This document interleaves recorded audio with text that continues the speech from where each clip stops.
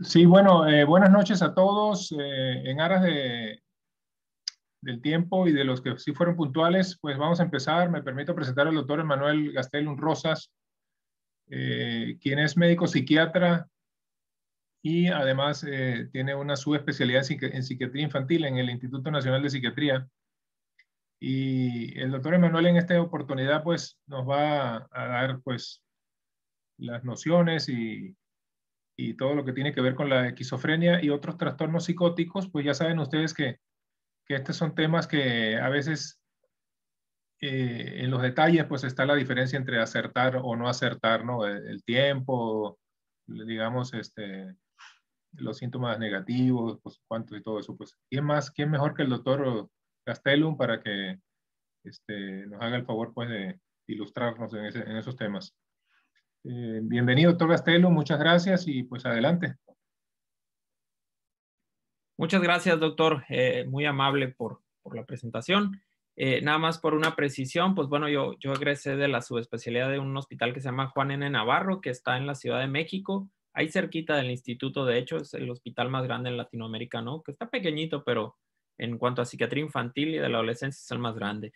En efecto, con lo que comenta el doctor, le puse este título a la presentación, Espectro de la esquizofrenia y otros trastornos psicóticos, porque la psicosis es un síntoma compartido por muchos trastornos y particularmente así se llama en uno de los manuales famosísimos, que es el DSM, la última actualización, que es la DSM-5, así se llama. Entonces, por eso se llama así.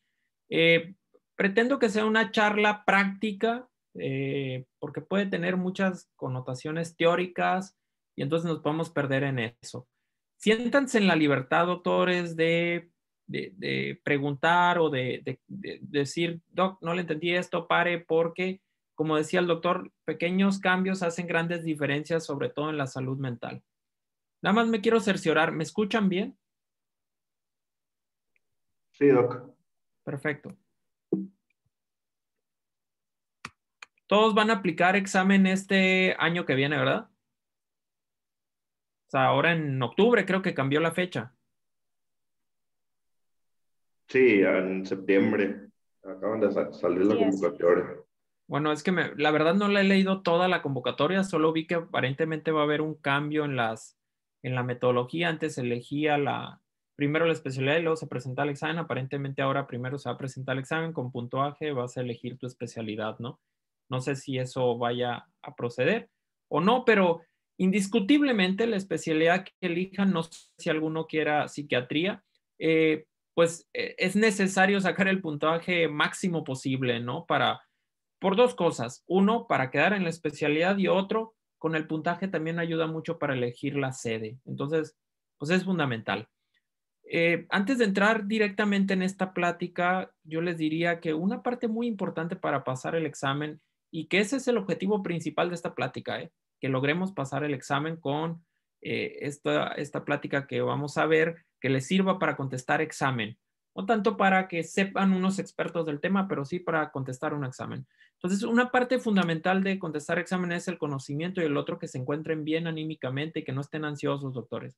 Si llegan a pasar algo como eso, busquen ayuda, porque mucha gente que yo he escuchado que no lo pasa, no tanto es porque no tengan el conocimiento, sino porque a la hora del examen, pues se pusieron ansiosos y terminaron contestando algo que no era correcto. Entonces vamos a empezar. Miren, algo muy importante es que la esquizofrenia, junto con los otros trastornos que constituyen el espectro de la esquizofrenia, cuentan con un síntoma cardinal, que es la psicosis. ¿Y qué es esto llamado psicosis? Porque lo van a escuchar en muchísimos lugares y es un término que se suele usar como sinónimo de un montón de cosas. La psicosis, me gustaría que se queden con estas palabritas, que es alteración de la realidad. Es decir, una persona que está psicótica tiene una alteración en la realidad. Entonces, fundamentalmente, para considerar que alguien está psicótico, vamos a tomar ciertos elementos que son muy importantes. Uno de ellos es que son personas que tienen alteraciones de la percepción. Y entonces la percepción puede estar alterada de diversas maneras o en distintos grados. Uno de ellos, por ejemplo, es una ilusión. ¿Qué es una ilusión? Es cuando hay un estímulo externo, lo interpreto pero la interpretación es inadecuada. Ejemplo, pues de repente puedo ver 2 puntos en la pared y hay un clavo en medio y ya le veo como la forma de una cara. Eso es una ilusión. ¿Por qué? Porque sí hay un estímulo externo, pero la interpretación es adecuada. Sin embargo, si yo me acerco, digo, no es una cara, realmente son unos objetos que estoy interpretando como tal. Entonces eso no me vuelve necesariamente psicótico. Hay otro término que es muy importante que no confundamos, que es la alucinosis, porque esto además le va a permitir hacer diagnósticos diferenciales con algunos trastornos neurológicos, por ejemplo, las epilepsias no es raro que ocurra esto.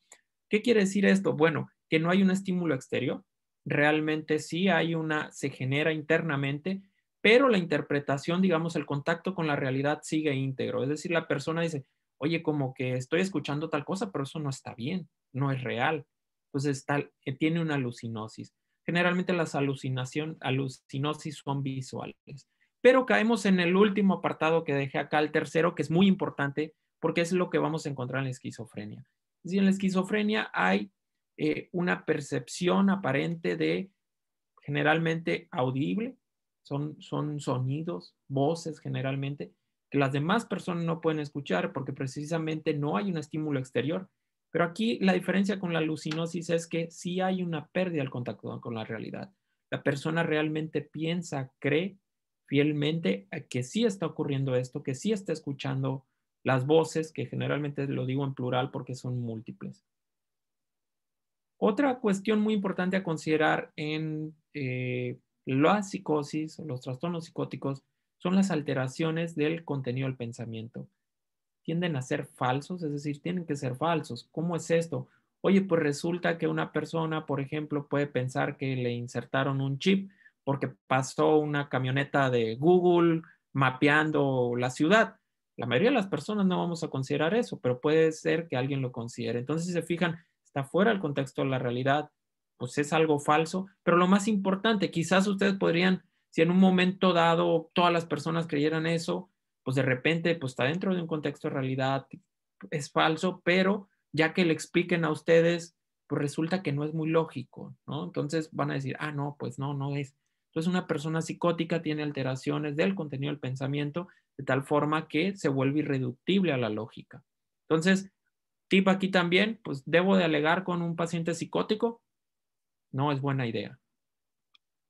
Entonces, ya entrando propiamente a la definición de la esquizofrenia, no me voy a meter en mucho detalle, pero sí quiero que consideren esto. Es un trastorno crónico y deteriorante. Es decir, vamos a entrar primero, ¿qué es un trastorno? Una serie de síntomas que generan disfuncionalidad. Con eso que nos quedemos, ya con eso nos va a ayudar mucho a contextualizar, porque en el propio examen vienen ocasiones enfermedad, no sé, enfermedad y trastorno, qué diferencias hay entre uno y otro, síndrome, son entidades clínicas que tienen síntomas, pero que la explicación que existe de uno y de otro son diferentes. Entonces, esto es muy importante. El segundo renglón que les pongo aquí es un trastorno que cursa con alteraciones en la percepción, ya lo veíamos. Es decir, no es alguien que se queda a nivel de ilusión. Tienen alucinaciones. Hay alteraciones en las emociones de diversos tipos. Ya decía, por ejemplo, el doctor cuando iniciábamos que, bueno, algunos tienen síntomas negativos. Propiamente los síntomas negativos son síntomas deficitarios, que si ustedes lo leen en algún lado, en el sitio, por ejemplo, que viene Anderson, los mencionan que tienen aspecto de que están abúlicos, que tienen depresión. Hay alteraciones en la cognición, son pacientes que la cognición, entiéndase, esta capacidad que tenemos los seres humanos, pues de pensar, de planear, organizar, controlar, dirigir, tal cual como el proceso administrativo, entre otras cosas, hablar, en fin, memorizar. Alteraciones en el pensamiento y, por supuesto, en la conducta, que generalmente es por lo cual terminan siendo valorados por psiquiatría estos pacientes. Si voy muy rápido o si hay algo que no quede claro, por favor, doctores, la idea de esto es que se vuelva una charla un tanto amena, que sea personalizado, no tanto como algo catedrático, ¿de acuerdo? Entonces, vamos a ver aquí los criterios diagnósticos. Esto es muy importante. Y me gustaría que se queden con claves. ¿Por qué? Porque es absurdo que intenten aprenderse todo esto de memoria, Si considerando que la finalidad de este curso en el que estamos participando es que pasen un examen, creo que tienen que aprender a optimizar el tiempo y los esfuerzos de estudio que están llevando. Entonces, no tiene lógica que se aprenden todo esto. ¿Qué sí se tienen que aprender en la esquizofrenia en cuanto a los criterios diagnósticos? Que debe de cumplir con alguno de 2 de estos 5 síntomas o serie de síntomas. ¿Cuáles son estos? Ya lo veíamos: delirios, alucinaciones, discurso desorganizado, comportamiento muy desorganizado catatónico. Ahorita veremos esto de la catatonia, y síntomas negativos. Entonces, eso generalmente se los van a poner a modo de vivencia del paciente. Ahorita también veremos unos casos clínicos. El tiempo, si se fijan, pide que sea un mes o menos, incluso si hubo un tratamiento, pero que las manifestaciones de la enfermedad tengan más de 6 meses. Es decir, ahí va a haber algo que se pueda prestar a confusión, pero en realidad no es tan complicado como parece. Entonces, clave en la esquizofrenia, siempre tomen en cuenta que probablemente se la van a presentar con las alucinaciones. Si se las están presentando con los demás, va a ser difícil que lo hagan así, porque ya es algo muy de especialidad. Entonces, probablemente, ¿cómo les van a presentar? Un paciente que está escuchando voces. Entonces, paciente que está escuchando voces, se le debe de prender la alerta y decir, están hablando probablemente de esquizofrenia hasta que no demuestre lo contrario. Este trastorno es muy importante. Anteriormente venía con poca frecuencia. A mí me parece que va a comenzar a aumentar la cantidad de preguntas que pongan este año sobre distintas enfermedades. ¿Cuáles creo que van a aparecer con mayor frecuencia? Digo, a lo mejor es especulativo de mi parte, pero definitivamente van a aparecer de COVID, van a aparecer de hipertensión, de diabetes, van a aparecer de salud mental. ¿Por qué? Porque pues este año ha sido quizá lo que más ha pegado, por supuesto también a los trastornos o enfermedades que aborda el doctor Reni, los pacientes oncológicos, porque creo que son los que más dificultades han atravesado durante la pandemia. Entonces, fíjense, ¿por qué es tan importante? Porque 1% de la población general tiene esquizofrenia. Puede parecer poquito, pero si tomamos en cuenta que nuestra población tiene 126 millones de habitantes, y de eso le podemos decir, bueno, pero pues es que la esquizofrenia no la tiene toda la población. Tienen razón, porque el debut generalmente es en la adolescencia. Entonces podríamos quitar a los demasiado jóvenes, a los niños y adolescentes. Pero si consideramos que la población joven en México, joven, este también es dato importante que lo tengan, joven se considera el que es de 29 años hacia abajo, de los 15 a los 29 más o menos, según México. Entonces, son 37 millones de habitantes. Entonces, podemos decir que nos podemos quedar con más de 1 millón de personas en México tienen esquizofrenia. Entonces, si se fijan, no es poco, son muchos. Y entonces las repercusiones que puede tener la esquizofrenia, como es muy grande, pues con uno que tengas es suficiente, entonces se puede preguntar mucho de eso. Aquí dice el debut en los hombres entre los 15 y 25 años y en las mujeres entre los 25 y 35 años. Entonces, cuidado con eso, porque quizás les pongan personas o que parecen niños muy pequeños, 15 años, ya se puede estar hablando de esquizofrenia. 14, 13, 12, 11. Generalmente no les van a poner casos de niños tan pequeños, les van a poner a partir de entonces. Las mujeres puede generar mucha duda porque en las mujeres hay una discusión enorme entre si realmente es porque se presenta más tarde o porque la mujer, como tiene un poco más de adaptabilidad, digamos, en cuanto a funciones, en cuanto a funcionalidad, menor demanda en algunos aspectos, pues puede que en realidad la terminen detectando después. Pero por epidemiología, o estadística, esta es la presentación de la esquizofrenia. ¿Cuál es la etiología? Bueno, la etiología es muy variada. Se habla de que hay personas que tienen vulnerabilidad, que puede ser una vulnerabilidad incluso previo al nacimiento, que tiene que ver con el embarazo durante la madre, si hubo alguna infección viral. Y esto incluso hay datos estadísticos muy interesantes que, por ejemplo, los podemos relacionar incluso con las pandemias previas, en donde, les doy un ejemplo, en 1926 hay un artículo muy bonito de Menninger, colaboradores, que habla de que posterior a la pandemia que se vivió en el 18, comenzó a haber más prevalencia, digamos, o incidencia, perdón, de trastornos psicóticos en general. Y de hecho de ahí deriva toda una serie de investigaciones que hasta el momento tienen mucho auge, que tienen que ver con la inmunología. Hay todo un papel muy importante del sistema inmunológico en los trastornos psicóticos. Entonces no me detendré mucho en eso, pero la genética también juega un rol muy importante de tal forma que, fíjense, si decimos que el 1% de la población tiene esquizofrenia, si le movemos algunas cosas ahí, por ejemplo, el antecedente de un familiar directo de esquizofrenia, el riesgo es 12% de ese 100% que tienen un familiar directo termina desarrollando esquizofrenia. Si ambos padres tienen esquizofrenia, 40%.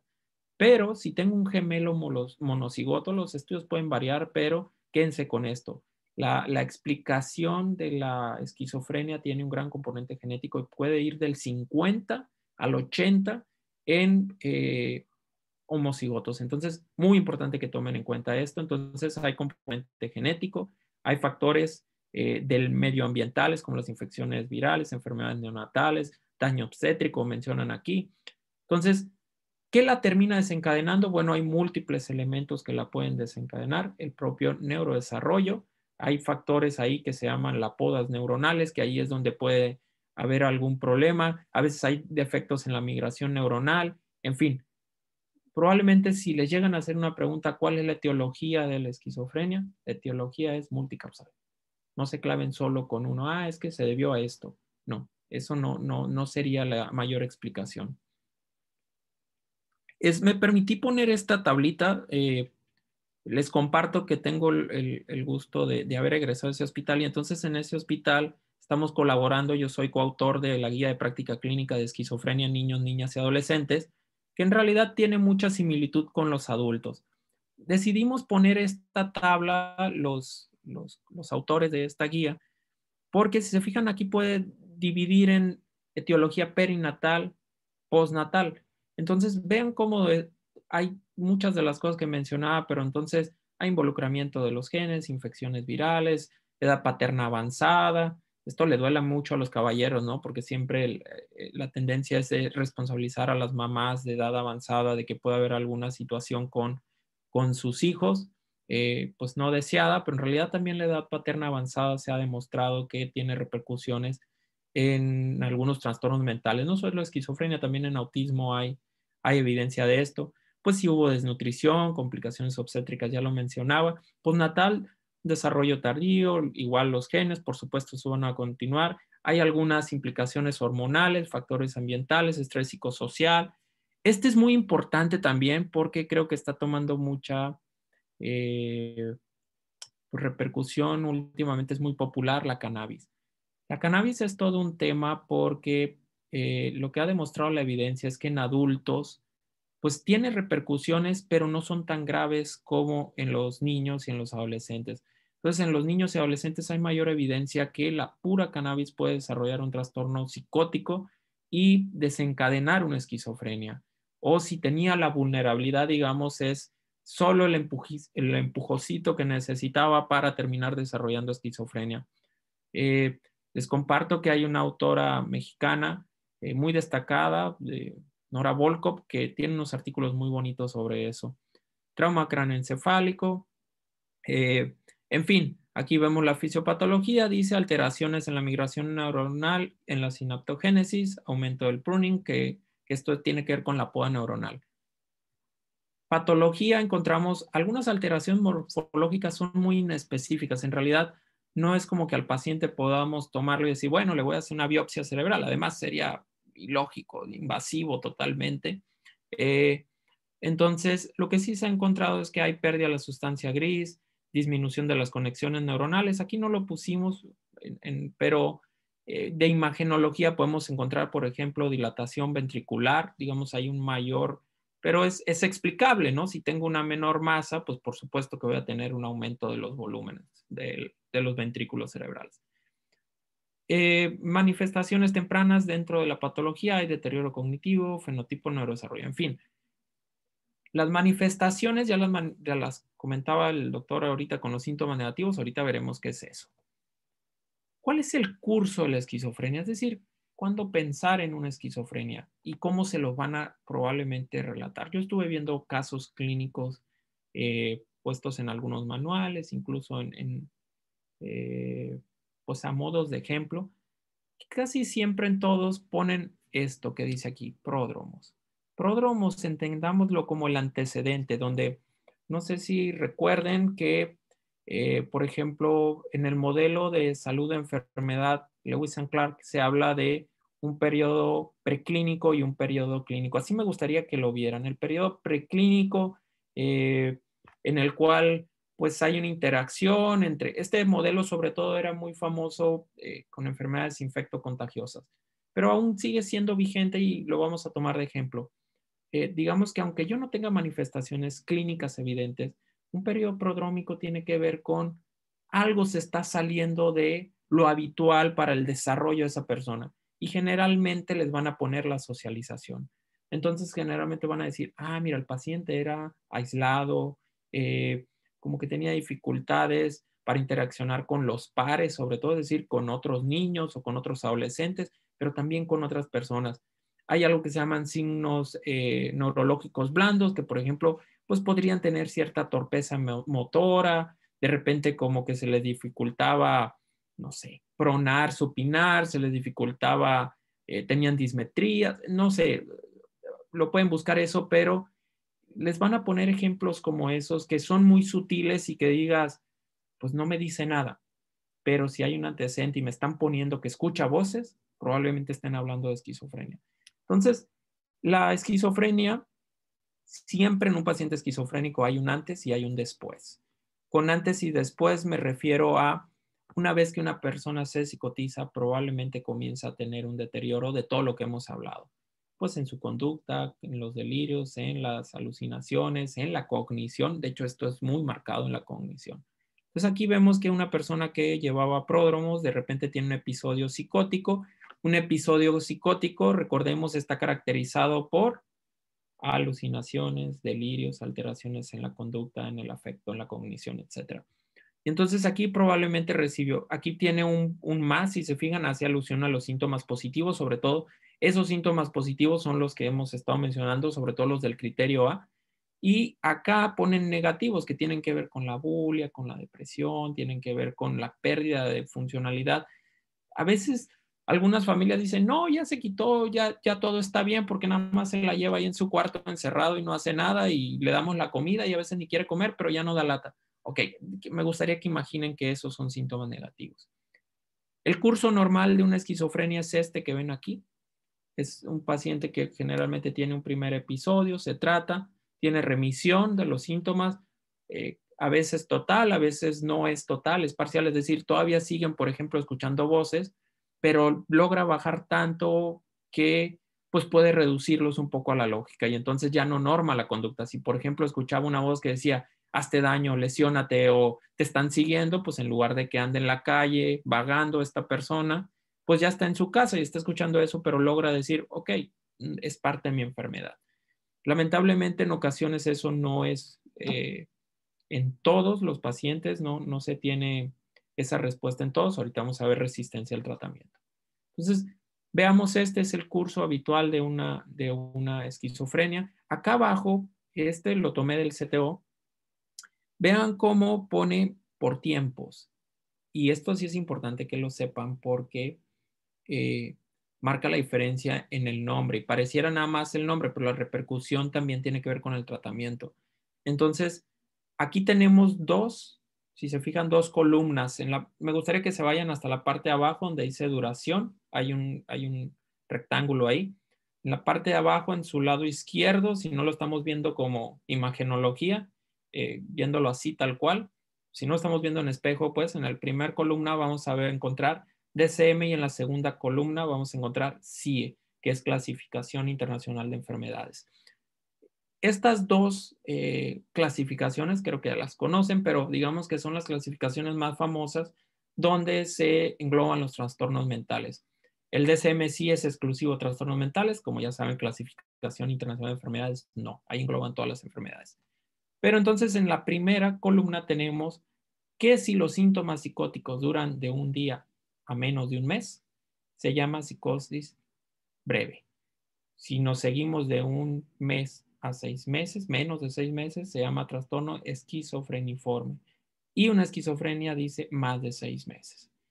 Acá es lo mismo en temporalidad, en la otra columna, pero lo que cambia son, digamos, los nombres. Probablemente a ustedes les van a preguntar de los dos, de las dos clasificaciones, pero no se estresen por eso, porque de nada sirve que yo sepa, pues será una psicosis breve o una psicosis aguda.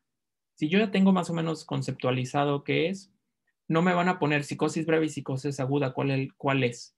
Probablemente ni me van a decir, de acuerdo al CIE-10.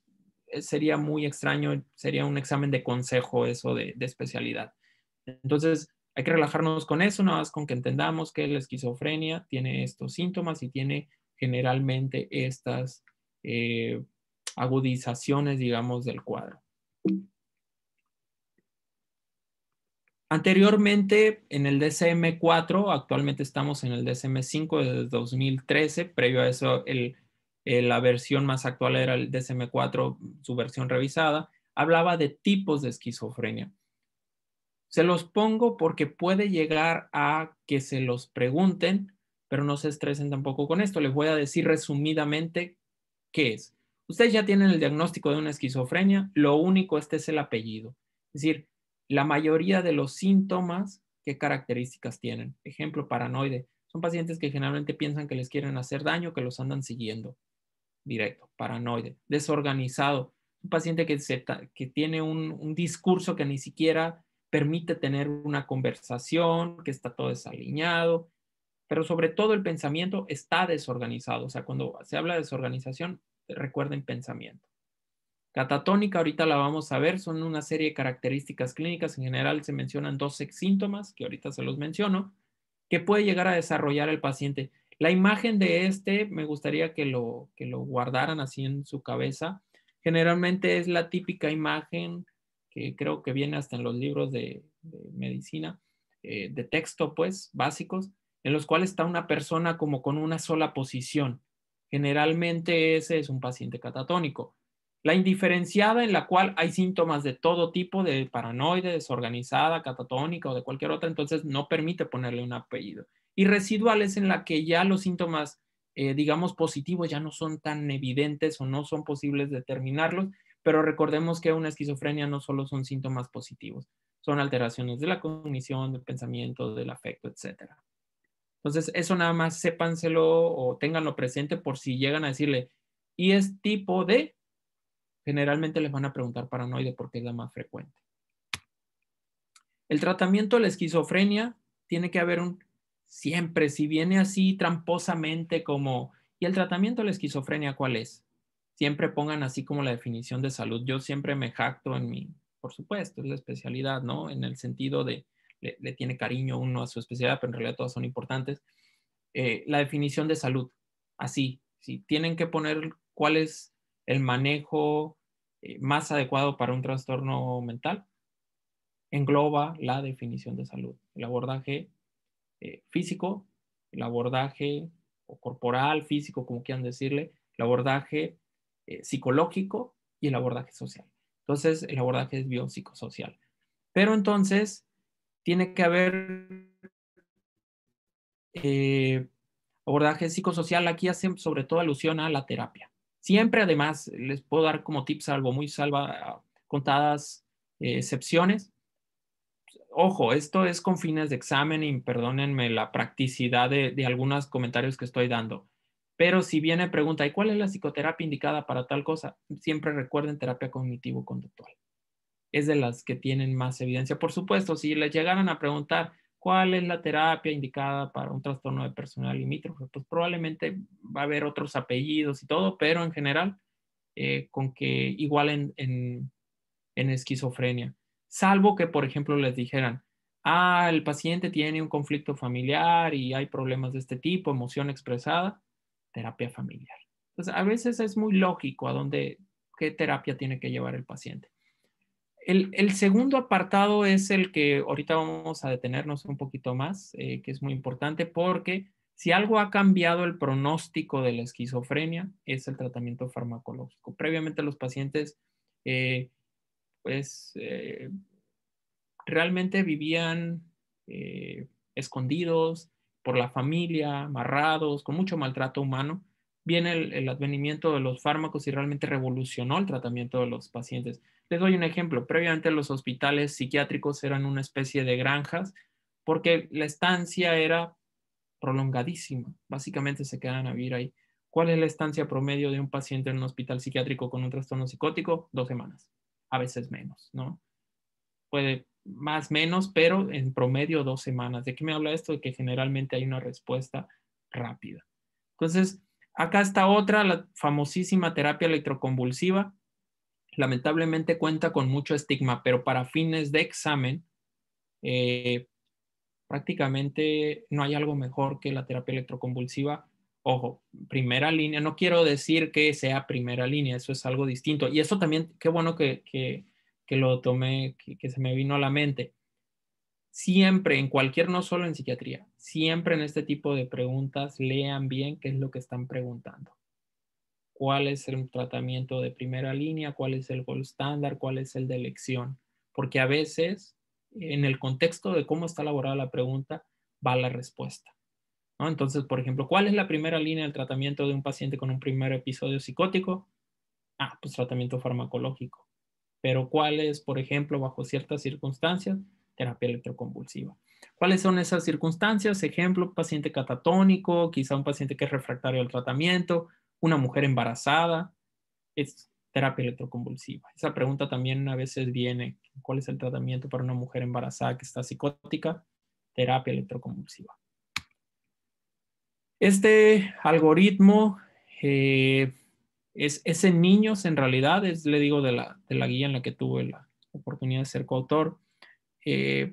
No me voy a detener mucho en esto, simplemente para hablar de cuando un paciente es refractario a tratamiento. Si un paciente es refractario a tratamiento, se habla cuando ya se intentaron 2 esquemas farmacológicos con antipsicótico y no hubo respuesta con la dosis y el tiempo adecuado. La dosis, por supuesto, que depende del fármaco, pero el tiempo son mínimo 6 semanas. Es decir, si yo a un paciente lo dejé 6 semanas, no funcionó, le inicié otro medicamento, 6 semanas, no funcionó, estoy hablando de un paciente resistente al tratamiento. Y entonces aquí lo que quiero que vean a lo último es qué tengo que hacer si no hay respuesta. En su esquina inferior derecha es revisar el diagnóstico, porque quizás está equivocado el diagnóstico. Adherencia al tratamiento, que eso es muy importante. Un gran porcentaje de los pacientes no se toman el medicamento o lo abandonan porque ocurre una situación con la esquizofrenia. Si yo tengo alterada, digamos, la realidad y la realidad que cuenta es la que yo tengo, aunque esté alterada, pues lo que me digan los otros, pues realmente no tiene sentido. Entonces eso se llama conciencia de enfermedad. No hay conciencia de enfermedad. Entonces aquí algo sugerido es cambio a clozapina. Pero antes de decirle específicamente clozapina, veamos estas 2 columnas. Vamos en tiempo, ¿verdad? Sí, vamos en tiempo. Tenemos aquí 3 columnas. La primera columna dice fármaco, efectos, acción y efectos extrapiramidales. Segunda columna dice típicos y atípicos. Esta es una división que existe. Los típicos fueron los primeros antipsicóticos que salieron.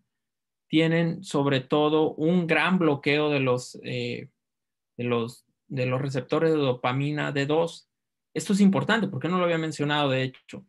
La teoría de neurotransmisión de la esquizofrenia, la teoría dice que hay una alteración en la transmisión dopaminérgica. Entonces, por eso es que los fármacos que se emplean son antagonistas dopaminérgicos.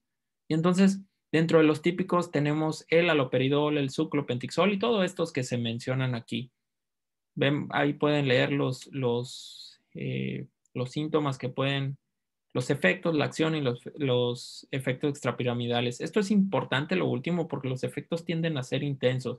Aunque son antipsicóticos muy incisivos, se le llaman así porque son muy, sirven mucho para los síntomas. Bueno, no, sobre todo el haloperidol, sí llegan a generar efectos secundarios. Pero, se fijan, tienen una gran acción sobre los síntomas positivos, no así sobre los síntomas negativos. Los síntomas negativos, importante porque incluso hay artículos que mencionan que pueden ser agravados por algunos antipsicóticos típicos. Y entonces tenemos los atípicos. Se fijan acá lo que cambia con los atípicos, que tienen acciones sobre la serotonina. Esto de 5-HT significa serotonina. Entonces, estos bloqueos sobre la serotonina es la explicación teórica de por qué pueden llegar a mejorar los síntomas negativos. La verdad es que sigue siendo un reto mejorar los síntomas negativos, pero dentro de estos tenemos a la clozapina, la risperidona, la olanzapina, quetiapina, en fin, todos estos que pueden ver acá. Incluso faltan algunos medicamentos aquí. Pero ahorita mencionábamos clozapina. De todos los atípicos, el más potente es la clozapina, o es el que más evidencia tiene. Sin embargo, si se fijan, se queda para esquizofrenia refractaria, es decir, cuando los demás no sirvieron. ¿Por qué? Por los efectos secundarios, sobre todo. ¿Y cuáles son los efectos secundarios que puede tener? Ahorita los vamos a ver. Pero, miren, aquí tenemos efectos secundarios que pueden llegar a presentarse de forma aguda, de forma subaguda y tardíos. Los más comunes son los de forma aguda. O sea, estos es común que los veamos, pero no son algo, aquí se ve muy aparatoso realmente, ¿no? Que me digan, es que mira, puede llegar a tener, no sé, una distonía con crisis oculógeras. Pues realmente es muy desagradable, ¿no? Pero no es tan frecuente y sobre todo con las dosis terapéuticas que se suele usar, pues no es tan frecuente y se puede resolver. Entonces, de forma aguda, ¿qué puede presentar? Distonías, de forma subaguda, parkinsonismo, acaticia, y de tardías, la disquinesia tardía. Me voy a centrar en estas dos últimas, que están en estas dos columnas, no porque no sean importantes las otras, sino porque casi siempre son las que preguntan estas dos últimas. La acaticia siempre van a preguntársela como una sensación subjetiva. Es decir, van a encontrar ustedes pacientes que le están dando antipsicóticos y están ahí moviéndose, como que lo ves inquieto, y a veces existe el error de pensar que está ansioso. No es que esté ansioso el paciente, está catísico. Recordemos que dentro del bloqueo dopaminérgico se puede generar esta situación. Entonces, ¿con qué lo voy a tratar? Acá viene abajo, ¿sale? Beta bloqueadores o alguna benzodiazepina. Tardíos. Esta también es algo muy importante porque en ocasiones puede confundir también al clínico la disquinesia tardía. Esta, yo le voy a dar un ejemplo de cómo se la imaginen, ¿no? ¿Se acuerdan el guasón que salía con este sujeto que se suicidó? Se me va el apellido ahorita, el nombre de este actor, que fue muy buena actuación, por cierto. Pero ¿se acuerdan que tenía unos movimientos orofaciales? Generalmente la presentación de la disquinesia tardía es de esta manera. Es un tanto complicada de tratar, porque a veces, aquí por ejemplo ponen que se den uno de estos medicamentos. En realidad hay otra cantidad de medicamentos que se puede dar, pero generalmente la respuesta no es muy buena. Entonces, también siempre se pregunta pronóstico en esquizofrenia, en trastornos psicóticos. ¿Qué tengo que considerar para y cómo lo van a vender el pronóstico? Tengan en cuenta esto. La adaptación social, es decir, que alguien que tiene problemas en la adaptación social antes y durante no tiene muy buen pronóstico. Si tengo una persona con una inteligencia no muy adecuada o bajita, pues va a tener más dificultades. Ya solo la inteligencia baja hace que me enfrente a situaciones difíciles. No sé si del tiempo, pero bueno, me tomo un tiempo aquí. La inteligencia, recordemos la que se puede medir, hay instrumentos para medirla, pero incluso con valoración clínica de CM5 ya los instrumentos dicen, sabes que la valoración clínica por la funcionalidad que tiene el paciente es lo más importante. Pero recordemos que hay personas que tienen, y esto se toma con la distribución normal, recordemos con la campana Gauss, entonces hay personas que por supuesto se salen de la desviación estándar habitual y entonces quedan acá en ese 5%, en ese 15% que tienen por encima de la media, pero la mayoría de las personas tienen una media. Hay otras personas que se encuentran por debajo de la media, donde podemos encontrar inteligencia limítrofe, que la vamos a ubicar así, de 90 de CI a 70. Esas personas se encuentran, ni tienen una inteligencia normal, pero tampoco tienen una discapacidad. Debajo de 70 de CI, de coeficiente intelectual, hablamos de discapacidad intelectual. Entonces, esas personas generalmente tienen más problemas. Si hay antecedentes familiares de esquizofrenia, por supuesto, pues hay más problemas. Y es dual aquí la explicación. ¿Por qué? Porque, bueno, pues seguramente va a tener más implicaciones neurobiológicas esta esquizofrenia.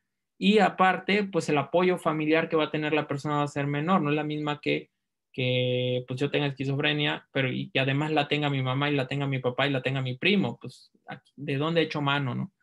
Entonces, relacionadas con el debut de la enfermedad, un inicio temprano, generalmente se toma de punto de corte 13 años. Alguien que debutó antes de los 13 años de edad con esquizofrenia, se habla de un inicio temprano y eso es un mal pronóstico, ¿de acuerdo? ¿Por qué? Porque todavía no se terminan de desarrollar algunas funciones mentales, todavía la abstracción estaba a medias y viene este quiebre psicótico, por supuesto, que se traduce en un deterioro. Diagnóstico y tratamiento precoz, síntomas predominantes. Bueno, esto tiene que ver con si hay un tratamiento y un diagnóstico más rápido ante los síntomas, es probable que a mi paciente le vaya mejor. Así como en la epilepsia, si alguna vez lo han leído o están familiarizados, hay un efecto Kidring, es decir, un paciente que tiene epilepsia, lo dejo sin tratamiento mucho tiempo, probablemente va a seguir con descargas frecuentes y ahora los estímulos necesarios para que tenga las descargas va a ser, pues digamos, menor, el umbral va a ser superado con mayor facilidad, igual en la psicosis. Se habla que un paciente que tiene mucho tiempo sin tratamiento va a ser más difícil de recibir un tratamiento que le favorezca. Factores desencadenantes, ejemplo, si es una psicosis plenamente primaria, es decir, no se identificó algo que pudo haberla desencadenado, ejemplo, pues, ¿sabe qué, Doc? Es que, pues, el muchacho se echó un cigarro de cannabis. Pues bueno, dices, ojalá que podamos revertirlo y a lo mejor va a tener un mejor pronóstico que alguien que sin nada ni ningún estímulo aparente se terminó psicotizando. La evolución, pues bueno, si hay respuesta, resistencia al tratamiento, tiene un peor pronóstico, por supuesto, quien tiene respuesta al tratamiento. Y recaídas, que esto es todo un tema y también se los menciono porque es importante. Alguien se psicotiza al inicio de tratamiento. ¿Cuánto tiempo se lo debo de dejar? Esto se decide, hay diferencias en las guías, si uno lee las guías de México, de Estados Unidos. México y Estados Unidos comparten muchos tiempos. Canadá tiene otros tiempos, pero si uno lee también las europeas, son diferentes, pero mínimo un año. Es decir, un paciente que se psicotizó, le dejo tratamiento, remite, le dejo un año. ¿Por qué? Porque el riesgo de que se vuelva a psicotizar es muy alto. La literatura varía mucho, pero, ejemplo, paciente que se psicotiza y le dejo tratamiento, 90 y tantos % puede permanecer sin psicosis durante el primer año de tratamiento. Paciente que no le doy tratamiento o le doy tratamiento pero remite y se lo quito, hasta el 90% se va a volver a psicotizar. Entonces es casi que invertido, ¿no? Entonces sí hay que tomar mucho en cuenta esta situación. Iba un poco corriendo, pero déjenme ver si acá traigo, no. Me regreso para lo de clozapina. Muy importante, clozapina. Va a ser pregunta seguramente si le ponen pregunta de esquizofrenia. ¿Cuál es la elección para una esquizofrenia resistente a tratamiento? Clozapina. ¿Y qué debo de buscar? ¿Con qué tengo que tener cuidado? Con la granulocitosis. Ese es uno de los defectos. Por eso no es primera línea a pesar de ser tan buena. Entonces, otros trastornos. Los dejé aquí no porque no sean importantes, se los pueden preguntar, sino porque podemos diferenciarlos de la esquizofrenia. Trastorno delirante, quédense, nos decíamos que la psicosis, alteraciones del pensamiento, etc. El trastorno delirante también tiene una alteración del pensamiento. Sin embargo, en este no hay alucinaciones. Y si hay alucinaciones, son muy poquitas y no tienen repercusiones reales comparados con el pensamiento. Generalmente son pacientes que tienen un funcionamiento aparentemente adecuado, parece que todo está bien hasta que uno le toca el tema. Generalmente es monotemático, es decir, me está engañando mi esposa, resulta que me están siguiendo igual, pero no hay el contenido que hay en la esquizofrenia. Entonces, trastorno psicótico breve ya lo veíamos en la tablita donde estaban las dos columnas. Psicótico breve decíamos en el DSM-5, que así se llama, decíamos si 10 se llama agudo, pero psicótico breve de 1 día a 30 días, esquizofrenia informe de 1 mes a 6 meses. Esto no es arbitrario, hay otras cosas que se consideran en esto, pero para cuestiones de examen, así considérenlo. Esquizoafectivo es que hay síntomas afectivos, por ejemplo, depresión y una esquizofrenia al mismo tiempo. Considérenlo así. Estoy siendo muy práctico, pero así véanlo. Si les ponen un caso en donde viene un paciente que al mismo tiempo está deprimido y está psicótico, probablemente es esquizoafectivo. Trastorno psicótico inducido por sustancias o medicamentos es otro a considerar. Les van a poner el antecedente. Persona que consumió tal cosa y luego empieza con esto. Es decir, es secundario a. Trastorno psicótico debido a otra afección médica. Esto también puede que venga, aunque no creo que lo pongan como en el apartado de psiquiatría. Lo van a poner ejemplo. Paciente que tiene lupus y además está externando desde hace un tiempo que tiene tal cosa, que escucha voces. Y la catatonia, que les quedé de mostrárselas, que son estos los síntomas.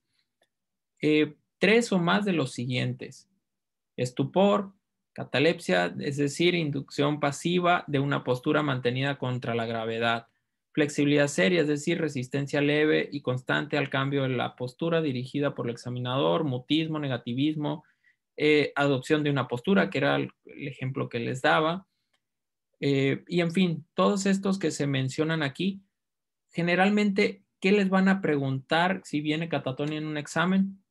Les van a decir que es un paciente que se queda en una sola posición o al manipularlo se queda donde mismo. Y un paciente que tiene dentro del espectro de las ecos, o ecolalia o ecoprexia.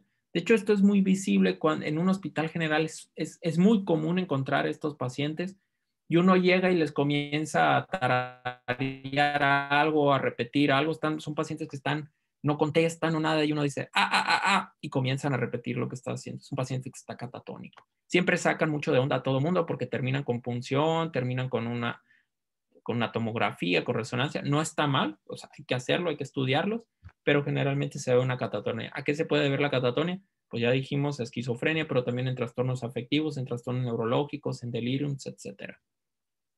Entonces, no sé si hay alguna duda hasta aquí. Quizá me fui muy rápido, pero era con la finalidad de respetar el tiempo y darles lo más puntual. ¿Sí me escuchan? Una pregunta, doctor Gastelo. Sí, dígame. En el caso del trastorno breve y el otro, ¿cuál es el tratamiento? El mismo, doctor. Es el mismo, no cambia. Sí, los antipsicóticos. Por eso no me detuve mucho, salvo, por ejemplo, es que lo voy a contextualizar sobre todo en charlas posteriores, porque sí puede cambiar un poco. Por ejemplo, si yo estoy considerando que tiene un trastorno de la personalidad del paciente y me hizo un psicótico breve, quizá no le voy a dar antipsicótico porque ese psicótico breve es cuestionable o le duró un solo día. Lo tengo que ver, pero para finalidades prácticas de examen, muy buena pregunta. Si viene ahí que está psicótico, antipsicótico, no hay más. ¿Sí respondí? Sí, gracias. Sí, estaba en silencio. Ok. Bueno, aquí traigo estas preguntas que me gustaría que si alguien lo puede leer, de los doctores, por supuesto, médicos, aprovechen ahorita. Son ejemplos estos casos clínicos que yo los hice, están muy a modo. Entonces, ¿quién se anima? Veo un Fernando Zúñiga, Gabriel, Fernando, Mario, Isabel, Araceli, Ilse, CZ y Tello. ¿Quién se anima de ustedes, doctores? Hola, yo Fernando Zúñiga. Mucho gusto, Fernando. Adelante. Hola, doc. Mucho gusto. Masculino, 22 años de edad, sin antecedentes personales de importancia. Acude al servicio de atención médica continua traído por su madre. Durante la entrevista, el paciente refiere que desde hace un año aproximadamente escucha múltiples voces desconocidas provenientes de afuera de su cabeza, las cuales discuten con frecuencia y le piden que se haga daño. El diagnóstico más probable es esquizofrenia. Ok, ¿por qué no, por ejemplo, trastorno psicótico breve? Aquí es donde entra lo práctico, ¿no? Porque a veces puede confundir esto. Según la charla y pues por lo leído, desde que dice voces desconocidas provenientes fuera de su cabeza, pues me hace pensar en esquizofrenia, ¿no? También, pues, que le está pidiendo que se haga daño o las discusiones con frecuencia. Ok. Bueno, eso También, también doctor, también, doctor, por el episodio del tiempo, ¿no? Esto tiene que ver. Soy la doctora Estrada, refiere que tiene un año. Entonces, si recuerdo, el episodio de psicótico breve es de un día a menos de un mes. Exacto. Recuerden, son estos truquitos aquí de repente que tiene el examen que si uno, porque todo lo demás pudiera tenerlo a lo mejor el psicótico breve, pero resulta que ya tiene un año, entonces ya breve ya no es. ¿Por qué no es un trastorno delirante, doctor?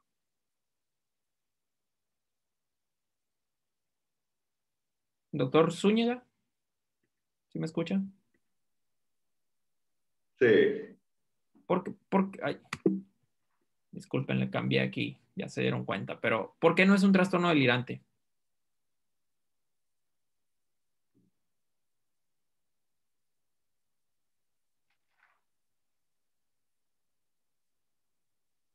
No sé, ok. No se preocupe, doctor, usted ya me dio la respuesta, ¿no? Esto es lo que les decía. De repente cuando estamos frente al examen, lo que ya sabemos se nos puede olvidar porque nos ponemos ansiosos. Relax, ¿de acuerdo? Ahorita, ¿cómo se siente, doc? Bien, bien, tranquilo. ¿No está ansioso? Poquito nervioso, pero ya mejor con esto. Ok. Primero vamos a identificar que estamos nerviosos, ¿vale? Esto ya es el truco de psiquiatra. Si yo identifico que Ok. estoy nervioso, me permite tomar una pausa y decir, a ver, voy a leerlo con calma y vamos a hacerle. Dice, trastorno delirante, quedamos que hay una alteración del pensamiento, pero los pacientes no están alucinados o no escuchan voces, Ok. ¿no? ¿Por qué no es entonces trastorno delirante? Porque estos pacientes generalmente no escuchan voces tampoco. Por Exacto. eso, Se pues. fija, aquí lo que más le genera problema a este paciente es que está escuchando voces, ¿no? Muy bien. Así, tal cual. Voy a seguir, aunque es correcto, es esquizofrenia, doc, entonces ya tiene razón, le hubiera salido bien, muy bien. Basado en el diagnóstico previo, el medicamento de elección para el paciente es, Risperidona, ok, ¿por qué, doctora? porque quedamos que en los trastornos bueno, en la esquizofrenia los antipsicóticos son los de primera elección. Claro, ok, y de los otros, ninguno es antipsicótico, ¿verdad? Y si, por Ah, ejemplo, yo cambiara ahí y pusiera, no lo sé, pusiera haloperidol y risperidona y dijera, ¿cuál es el más? bueno, en este caso, yo al menos seguiría respondiendo risperidona por ser un antipsicótico atípico y que también sirve para síntomas negativos y positivos. Excelente. Muy bien, doctora. Tal cual. ¿De acuerdo? Esto también es muy común que aparezca en el examen de la residencia o para sustentar para una residencia, que a veces ponen, de repente, 3 son correctas, pero ¿cuál es la más correcta? No es muy bien plantear los exámenes así, pero la realidad es que sí aparece así. Entonces, a veces la clave está en leer bien. Lean bien nada más la pregunta. Luego, ¿lo puede leer, doctora Ilse, por favor? Sí, después de haber intentado con 2 esquemas farmacológicos por tiempo y dosis adecuadas, el paciente no presenta mejoría. Debido a lo anterior, usted decide iniciar con, bueno, en este caso, pues si ya se iniciaron con 2 fármacos, aunque no dice tiempo, dijimos que era resistente al tratamiento y aquí era la clozapina de, pues de opción, ¿no? Sí, esta la puse muy intencionadamente para confundirlos, porque no les puse tiempo, pero vean la palabra, adecuadas. Tiempo y dosis adecuadas, ya no se metan no se compliquen. Si ya se hizo el protocolo que se debe haber hecho, pero no jaló, es resistente. Entonces, perfecto, clozapina. Muy bien. ¿Quién sigue? ¿Alguien más quiere participar aquí? Esta está fácil, ¿eh?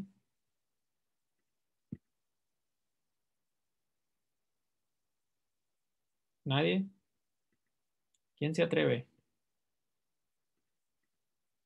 Yo, Doctora, ¿quién?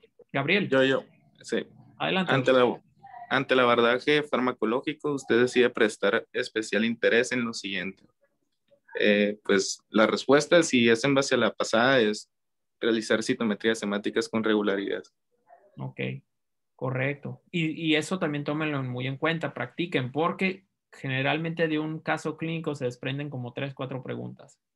Entonces, eso ténganlo en cuenta, ¿sale? Si es del anterior. Puede que parezca fuera de contexto, pero si tomamos en cuenta todo hacia adelante y hacia atrás, pues por supuesto que ya tiene una lógica. ¿Puede continuar con este, doctor, por favor? Masculino de 50 años de edad con antecedente de hipertensión arterial en control con losartán, 50 miligramos al día. Acude a consulta en compañía de la esposa debido a que ella refiere que el paciente desde hace un año cree que le es infiel. No sé dónde saca eso, no me deja salir, no quiere que mis hijos entren a casa porque dice que son mis amantes. Sí, esposa. En la entrevista el paciente argumenta que usted se puso de acuerdo con su esposa y sus amantes, que usted es uno de ellos. El diagnóstico probable es esquizofrenia paranoide. trastorno delirante de tipo celotípico. Ok, ya encontramos aquí una discrepancia. ¿Quién da más, quién da menos? ¿Qué tiene el paciente?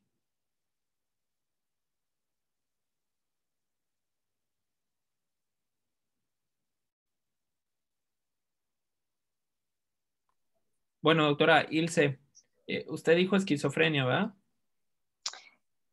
Por la cuestión bueno, aunque no se habla de que la paciente está, a ver, permítame un segundo, doctor. Sí, claro. Muy bien, doctor Gabriel, cuénteme, ¿por qué usted piensa que es trastorno delirante? Ayúdele a la... Porque, pues, sus alucinaciones, por así decirlo, su delirio, es más apegado a la realidad, ¿no? A lo que está pasando con su situación con su esposa y de tipo de celos, ¿no? También, más que una esquizofrenia, tener alucinaciones de visuales, auditivas, etc. Ok, pues como tal, le ayudo, doctora, si me lo permite. En Sí, efecto, claro, doctor, gracias. si se fijan, no les expresan que esté alucinado el paciente. La alteración es el pensamiento, está delirante. Y entonces, tengan en cuenta esto, a veces hay cosas muy lógicas. Aquí, por ejemplo, les puse tipo celotípico, ¿no? Es un especificador. Yo dije, pues se las voy a regalar. Pero si se fijan, a veces en estos pequeños cambios están las grandes diferencias. Paciente aquí cumple con los criterios para idea delirante, pero no para estar alucinado. No tiene alucinaciones. No se menciona más. Esto también de arriba de la hipertensión, qué bueno que no les hizo ruido. Ahí pudo haber dicho que es diabético, es hipotiroideo, que no sé, lo que quieran. El hecho es que el pensamiento está alterado. ¿De acuerdo? Entonces seguimos. ¿Quién sigue? ¿Quién quiere contestar eso? Doctora Ilse, ¿nos puede ayudar? Dado que usted está convencido de que no se puso de acuerdo, Disculpe, de que no se puso, sí, de que no se puso de acuerdo con la esposa y que mucho menos es su amante, decide a reclamarle al paciente, aconsejarle a su esposa que se separe de él, tratar de establecer una relación médico-paciente adecuada o aplicar 25 gramos de levomepromacina vía intramuscular.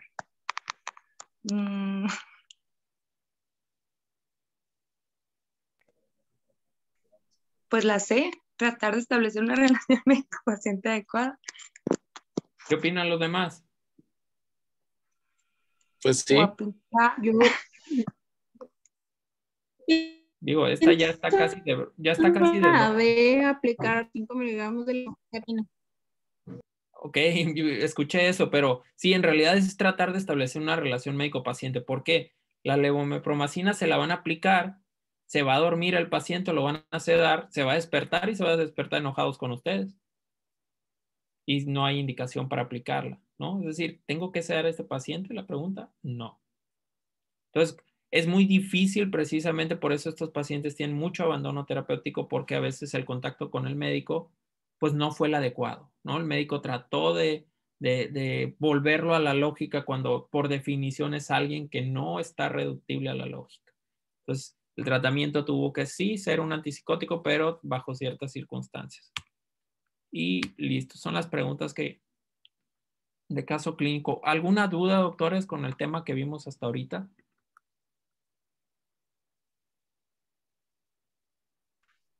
Doctor, por ejemplo, ¿cuándo un paciente sería candidato a dejarle antipsicóticos de depósito? Excelente pregunta. Sobre todo se los van a preguntar, ejemplo, ese paciente. Aquí otra pregunta se la voy a hacer, por ejemplo.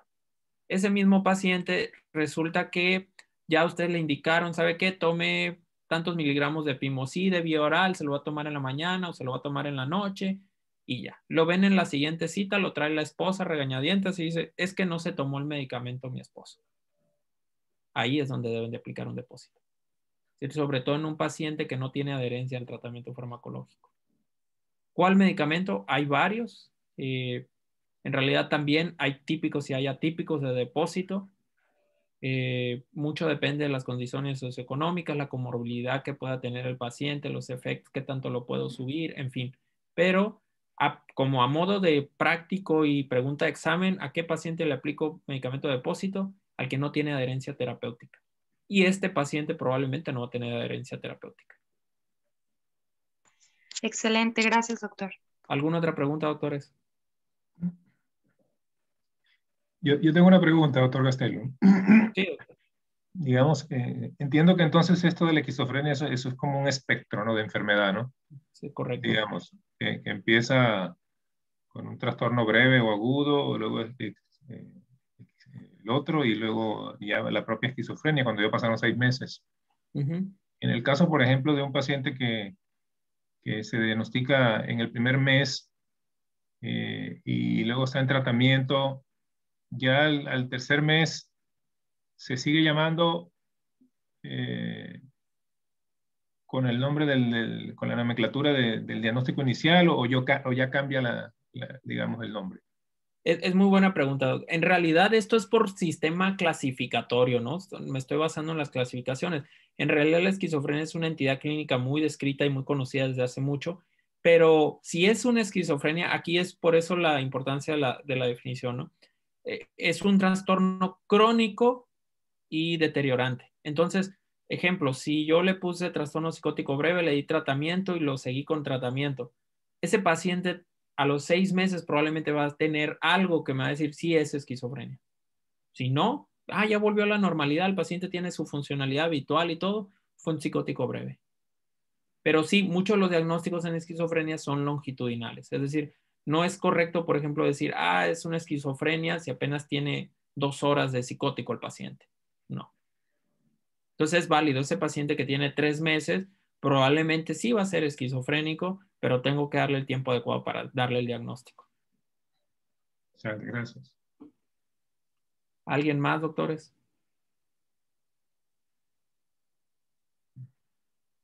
¿No? Pues Doc, a bien, mí me quedó la duda del tratamiento en mujeres embarazadas con psicosis. ¿Qué fue lo que había comentado? TECDOC, terapia electroconvulsiva.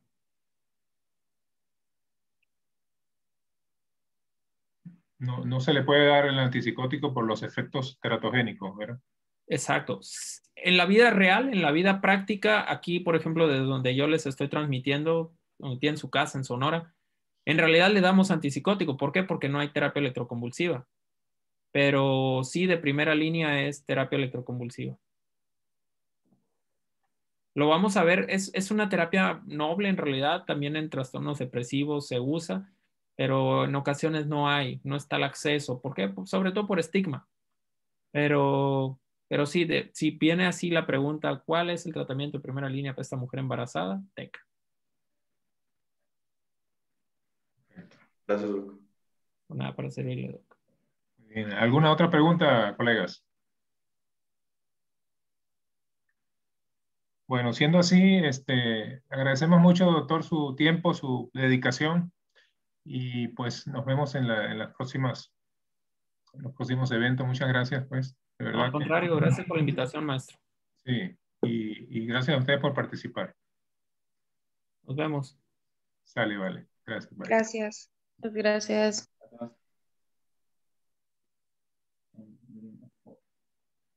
Aquí.